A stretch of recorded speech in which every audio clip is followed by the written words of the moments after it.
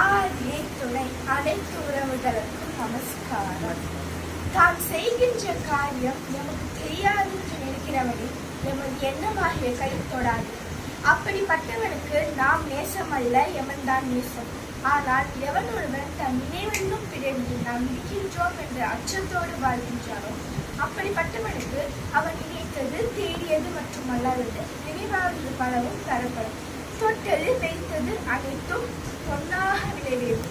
நீ எம்மை தொடர்ந்து எமது நோக்கு கிணங்கி சரியாது நடந்தால் நாம் உனக்கு அறிவித்துள்ளது மட்டுமின்றி அறிவிக்காதது பலவும் உன் நினைவில் தோன்றும், தானாக விதிச்சு வந்து நிற்கும் என்று நமது குலதேவ பிரம்ம பிரகாச நிகழ்ச்சி ஆண்டாவது திருவார்.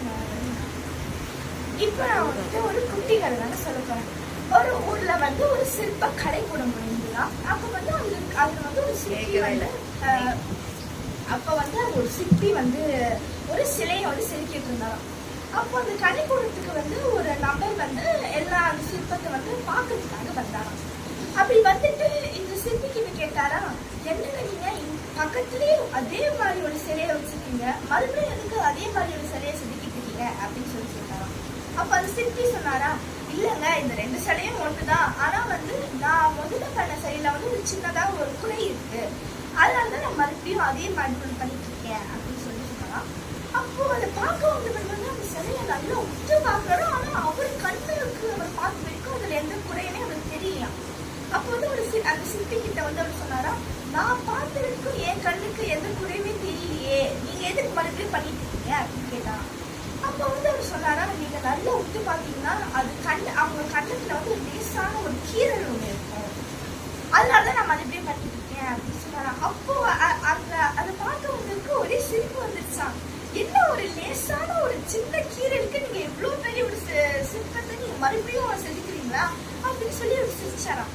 அப்ப வந்து அந்த சிற்பி சொன்னாரா அப்படின்னு சொன்னாராம். அப்ப வந்து அவர் மனுஷன் கேட்டாரு, சரி நீங்க இவ்வளவு கஷ்டப்பட்டு ரெண்டாவது தடவை பண்றீங்களே, எந்த வைக்க போறீங்க இந்த சிற்பத்தை அப்படின்னு கேட்டாராம். அப்ப வந்து அந்த சிற்பி சொன்னா, நாங்க வந்து 20 அடி உயரத்துல வந்து நாங்க வைக்க போறோம் அப்படின்னு சொன்னாராம்.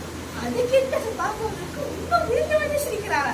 நான் நேருக்கு நேர் பார்த்தப்பவே எனக்கு என் கண்ணுக்கு அது தெரியல, 20 அடி உயரத்துல வச்சா என்னங்க தெரிய போகுது, எதுக்கு நீங்க எப்படி பண்றீங்க, நேரம் தான் உங்களுக்கு வந்து வேஸ்ட் ஆகுது அப்படின்னு சொல்லி அவர் சொன்னாராம். அப்ப வந்து அந்த சிற்பி சொன்னாரா, ஆமாங்க நீங்க சொல்றது சரிதான், ஆனா வந்து அது என் மனசுக்கு தெரியும்ல, அது அங்க ஒரு சின்னதா ஒரு குறை இருக்கு, அப்படி எனக்குள்ள இருக்கிற கடவுளுக்கு தெரியுமே அது அப்படின்னு சொல்லி அவர் சொன்னாரா.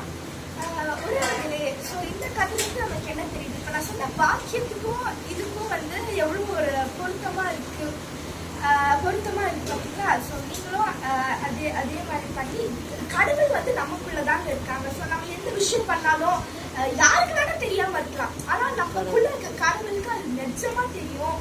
அதுதான் அந்த மக்கள் தான் செய்கின்ற காரியம் யாருக்கும் தெரியாது நினைக்கிறபடி எமது எண்ண வாழ்க்கை தொடாது அப்படின்னு சொல்லி தெய்வம் சொல்லிட்டாங்க. ஸோ எந்த செயலாதாலும் அது தெய்வத்துக்கு தெரியும்.